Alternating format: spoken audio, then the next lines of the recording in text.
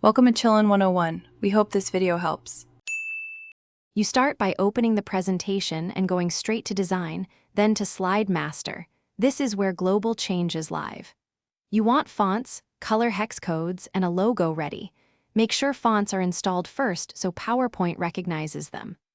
Once the slide master is open, create or duplicate the top master to preserve defaults and adjust the master background. This early step prevents repetitive edits later and ensures every slide inherits the theme. With the master open, customize theme colors first so fills and accents update automatically.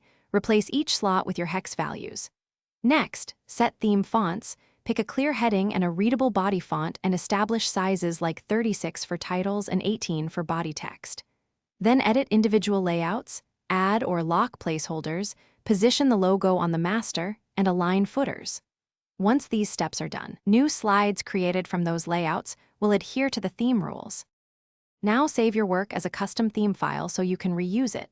Choose Design, then Save as Theme to create a THMX. Apply the theme to new or existing decks via the Themes gallery and verify slide size, such as 16:9 versus 4:3, to avoid layout shifts. If text jumps or fonts change, embed fonts or replace missing ones, and reset problematic slides to master to restore intended formatting. This fixes most issues quickly.